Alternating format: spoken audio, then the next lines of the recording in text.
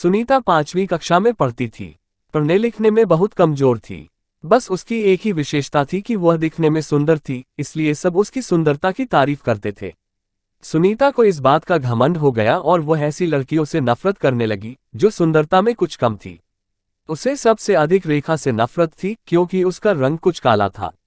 वह हमेशा उसे काली बिल्ली कहकर चिढ़ाती थी, लेकिन रेखा का स्वभाव इतना अच्छा था कि वह उसे कभी कुछ न कहती। रेखा बड़ी भोली भाली लड़की थी। पढ़ने लिखने में बड़ी होशियार थी। सभी अध्यापिकाएं उससे बहुत प्यार करती थी। घर पर भी माँ उससे बहुत खुश थी। हर काम में माँ को सहयोग देती। सभी काम वह मन लगाकर करती थी। वह बड़ी बड़ी सफाई पसंद थी, इसलिए हमेशा साफ सुथरी भी रहती थी। सुनीता सारे दिन घर से बाहर खेला करती। अर्धवार्षिक परीक्षा निकट आ गई, लेकिन उसे तो किसी बात की चिंता नहीं थी। एक दिन सुनीता सवेरे अपने घर से बाहर निकली। उसके पापा नई गेंद लाए थे, इसलिए वह बहुत खुश थी। वह सीधी अपनी एक सहेली दिव्या के घर गई। दिव्या उस समय अपने घर की सफाई करने में मदद कर रही थी। सुनीता को देखते ही वह बोली, आओ सुनीता। दिव्या, चलो बाहर खेलने के लिए चलते हैं। नहीं सुनीता, मुझे तो अभी बहुत काम करना है।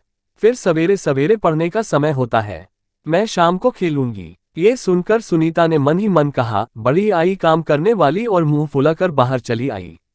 इसके बाद वह अपनी दूसरी सहेली रीता के यहाँ गई और नई गेंद दिखाते हुए बोली, रीता, क्या तुम मेरे साथ चलेगी? नहीं, मैं तुम्हारे साथ अभी नहीं जा सकती। मुझे अभी पढ़ाई करनी है, घर का काम करना है। ये सुनकर वह चुपचाप बिना कुछ कहे गुस्से से बाहर चली गई। इसके बाद वह अपनी कई सहेलियों के घर गई, पर सभी पढ़ाई कर रही थी। किसी को खेलने की फुर्सत नहीं थी। सुनीता सोचने लगी, इन सब को क्या हो गया है?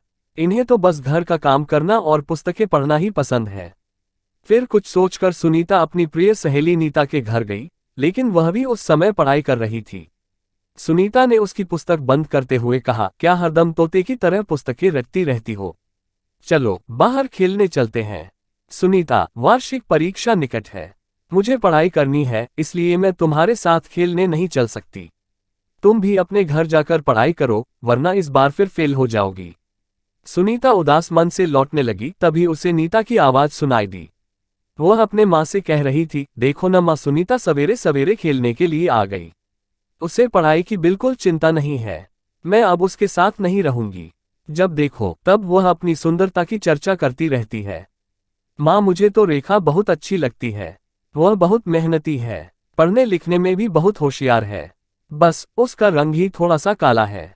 ये सुनीता तो उस बेचारी को काली बिल्ली कहकर चिढ़ाती रहती है।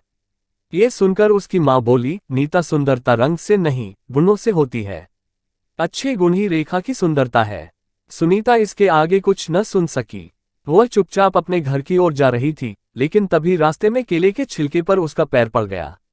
वह फिसल गई। रेखा अपने घर के बाहर खड़ी थी। उसने सीमा को गिरते देखा तो तुरंत दोनों हाथ पकड़कर उसे बड़े प्यार से उठाया। ये देखकर सुनीता की आंखें भर आई। वह मन ही मन सोच रही थी कि वह रेखा से कितनी नफरत करती है, लेकिन रेखा के मन में उसके लिए कितना प्यार है। वह बोली, रेखा, तुम सबसे सुंदर हो और मैं काली बिल्ली हूँ। मैंने तुम्हें काफी तंग किया है, बहुत चिढ़ाया है, मुझे माफ कर दो। रेखा, अरे भला सहेली से माफी मांगी जाती है। सचमुच सुनीता ने अपनी सुंदरता पर घमंड करना और रेखा को चिढ़ाना छोड़ दिया। इस कहानी से हमें ये सीख मिलती है कि सुंदरता रंग से नहीं, गुणों से होती है।